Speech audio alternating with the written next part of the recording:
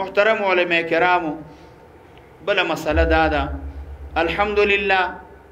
مجاهدینو قربانی ورکړه او هغه قربانی کې منګ او تاسو څوک لږ شریک څوک ډیر شریک خو قربانی د هیڅ چا نه پټه نه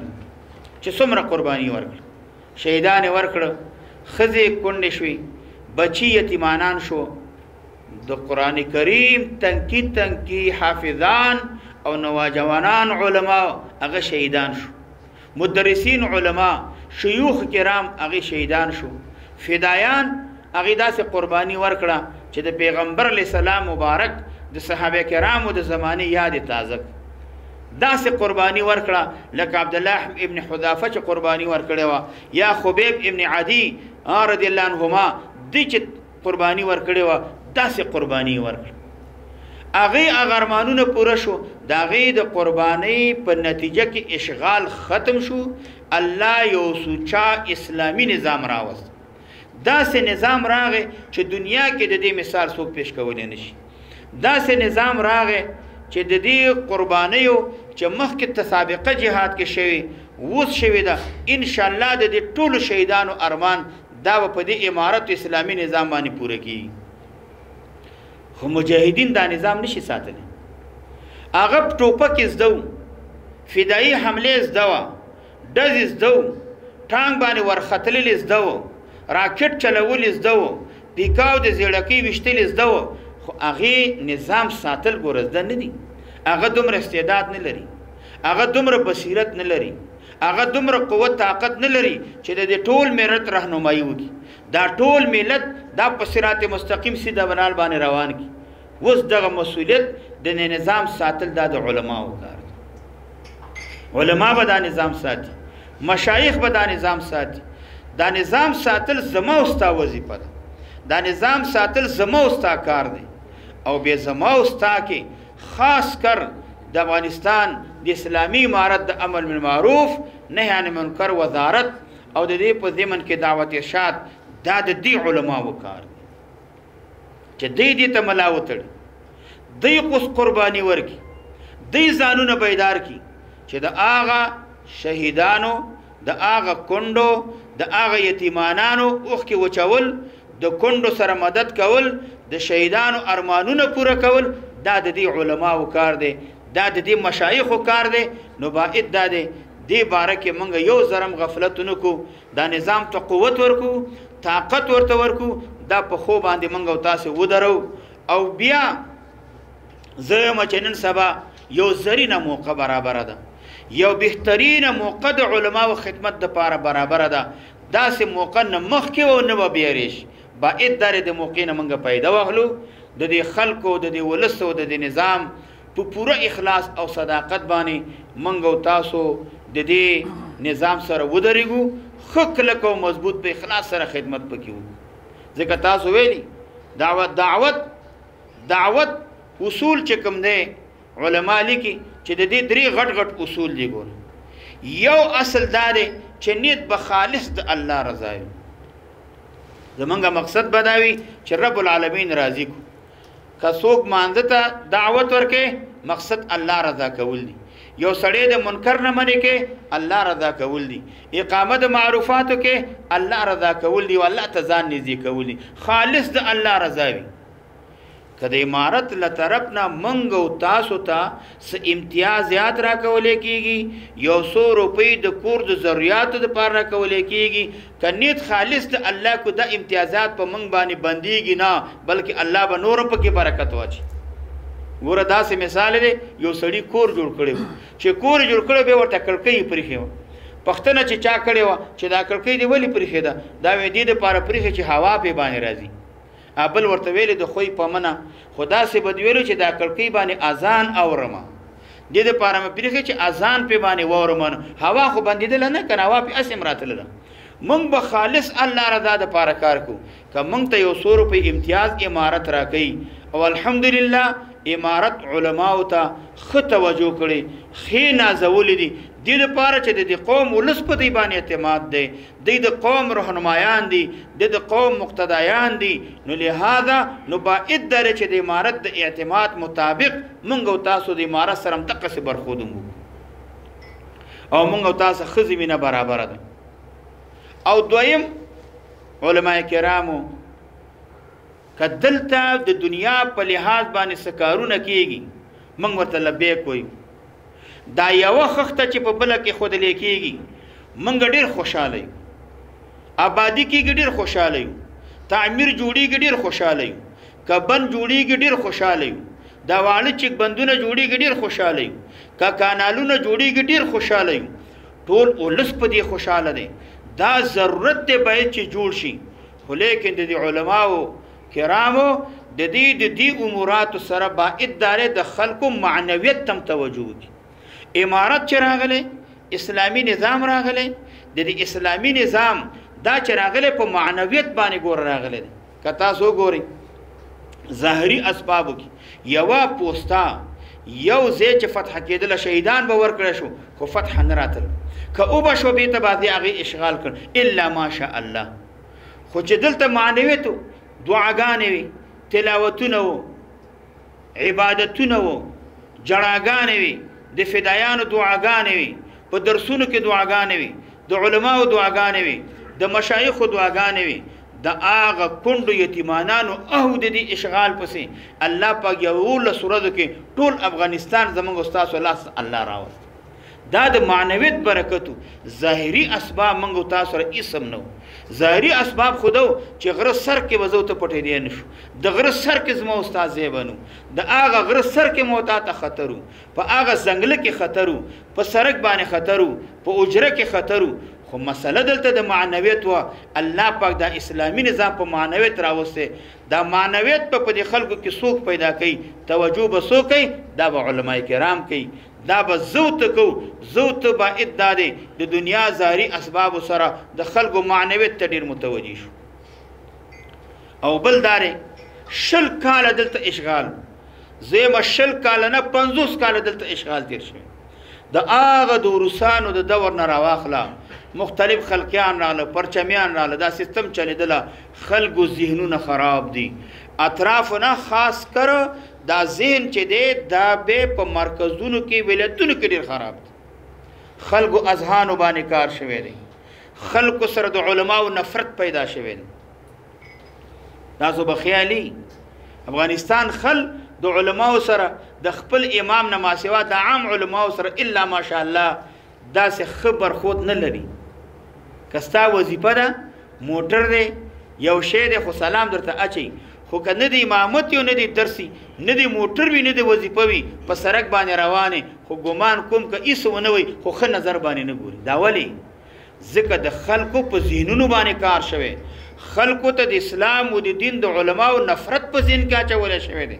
خلکو ته دا ویل شي علما څه شی دي، ملا څه شی دی، علما څه شی دي، دوی څه شی کړي دي، ایله سبقونه یې مدرسو کې او ایله دا کوه ایله دا کوه. ذهنونه خراب دي. زما استاد ذمواري څه ده؟ موږ به ذهن سازي کوو. د دې عام ولس ذهن سازي زما استاد په لاس کې ده. ذهن سازي به وکړو نو هغې نه بعد به ورته خبره کوو. تاسې وګورئ نبی کریم صلی الله علیه وسلم مبارک سره د صحابه کرامو نه ناست دی، په جماعت کې ناست دی. اعرابي بانډچي د مری او د غره د قللو د جبال سړی راغی. هغه د جماعت په کونج کې ودرېدل او دغه د بولي شروع کړي. بولي شروع کړي. چې بولي شروع کړي صحابه کرام په چیغه والا وی مکوي مکوه. پیغمبر علیه السلام مبارک سوی پرېږدئ چې دا میتازي وکړي. هغه اعرابي خطه به سره میتازي وکړي. نبی علیه السلام ولې منع نه کړ؟ ټول علما الحمدلله علما مختلف توجیهات کوي. یو د دې وجې نه څه بولې کړي څه پاتې شوي کیدای شي دې باندې ضرر ورته ورسېږي، تکلیف ورته ورسېږي، مرض ورته پیدا نه شي. یا دا چې اوازونه پې باندې کوئ هغې خو دې طرف بولې کړي دي، ولې بولې کې دو خواته به مخ راواړئ، بل اخوا اواز کې دې خواته به مخ راواړئ، دلته به بولې وکړي، دلته به وکړي، دلته ټول جومات به خراب کړي، ټول جومات به خراب کړي. نبي صلی الله علیه وسلم پرېږدي. کله چې ښه ځان یې تش کړ او لنګې برابر که وتړل پیغمبر اسلام راوخته به دلته راشي. راغی چې راغی اوس که زه ته وې که ټوپک نه وې کوتک خو به وې که نه، که کوتک نه وې یو لښته خو به وې که نه چې واړوي دې سر ته ورته. نبي علیه السلام ورته څه وایي؟ ان هذه المساجد زین سازی کوي ورته بیا دا جماعتونه چې دي دا تا چې کم کارو کې میتا دې وکړي دا الله دې ته نه دي جوړ کړي چې ته پکې بول کوه جماعت کې میتا دې کوه انما هو لذکر الله والصلاه وتلاوه القران دا جماعتونه خو د مانزه د پاره دي سړی کې مونږ کوي دا خو د قران کریم تلاوت د پاره دي دا د ذکر د پاره دي دا د اذکارو د پاره دي دا د نفل د پاره دي دا جمعتونه دا د الله کورته د حفاظت پکار دي تا پکې بولې وکړي څومره په خط طریقې باندې نبی له سلام زین سازي وکړه بیا ورته وایي چې آینده د پاره ګوره داسې ونه کې جمعتونه د دې د پاره الله پیدا کړي نبی له سلام مبارک اول زین سازي کوي د زین سازي نه ورسته ورته بیا ورته وایي چې دا کار مکوه زو ته باید اول زین سازي وکړو د دې خلکو چې وروره ګیره پرېږده صورت برابر کا شکل برابر کا مونږ په جمع باندې کوه زین سازي وکړو د ګیرې اهمیت ورته بیان کو جماعت ته تللو اهمیت ورته بیان کو همدارنګه د مانزه اهمیت ورته بیان کو د جمع مونږ د هغې اهمیت ورته بیان کو خو ذهن برابر کو هغې نه وروسته ورته بیا خبره مونږ او تاسو دا ذمواري د چا ده دا د علماو ذمواري ده دریم په وزارتونو کې چې څومره کار کېږي دا مخکې ستاسو کار اوس هم ستاسو کار دی د امر معروف وزارت نه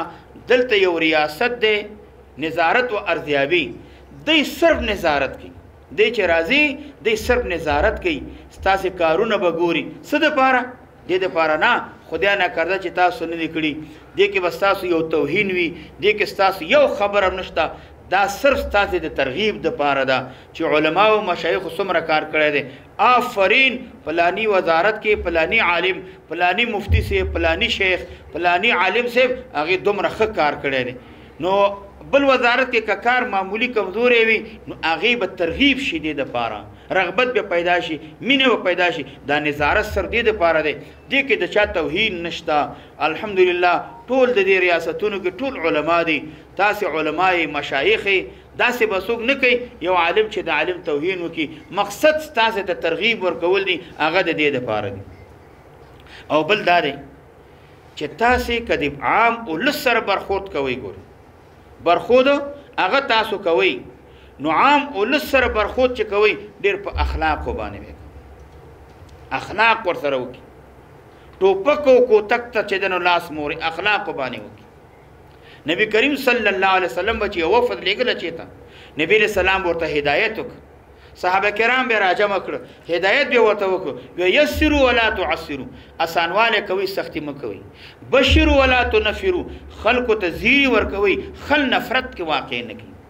داسې نه چې زمونږ او ستاسو اسلام ته خلکو دعوت ورکو په داسې طریقې ورکو چې خلکو د اسلام او د امارت نه نفرت پیدا شي نه ښه اخلاق به کوو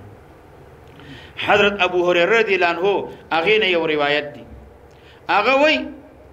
حضرت علی رضی الله عنه نه روایت دی او یو یهودي عالم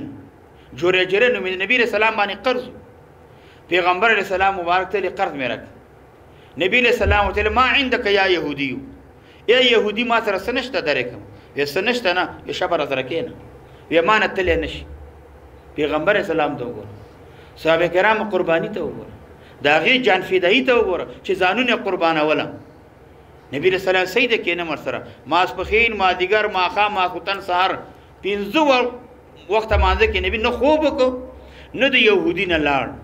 دا صحابه کرام تاوېدل او راتاوېدله داسې غورو پشې کوله یهودي ته اشارې کولې چې موږ به تا سره ګورو چې نبي علیه السلام مجلس نه لاړې نبي علیه السلام پوه شو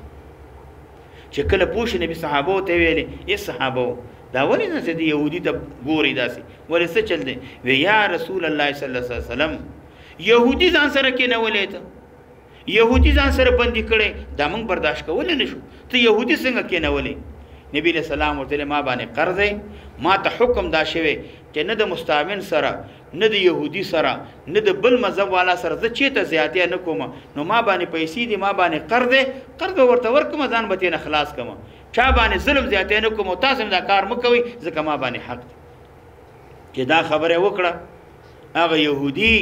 پیغمبر سلام ته ویلې د الله پیغمبره خبره دا ده چې ما ستا صفتونه اوریدلی وو چې د آخر زمانه پیغمبر صفت بدای ډیر بردوبار وي ډیر صبرناک وي ډیر اخلاق والا وي زما مقصد سر دغه شو دغه معلوم کوم او نور زما دا مقصد نو ته نه قرضه وهلم وی کلمه راته اوخه مسلمانېږم هغه دی باندې مسلمان شو موږ داسې اخلاق وکړو چې خل اسلام وروړي خل مسلمانی ته دعوت شي داسې نه چې خل نفرت پیدا کړي علي بن حسن د هغه د پیغمبر علیه السلام مسیانو کې هغه یو وینځه ولاس کوته وبا چولې چې بیا چولې لوټه ته وګورځل چې وګورځل د دې په دې کالیو باندې لوټو د خاورې خټې ټولې پرې وته دی ورته په غوسه وکړ قدرتی خبره د سړی او خادمي یا یو وړوکی طالبي یا ستا مثال خادمي یا نن سبا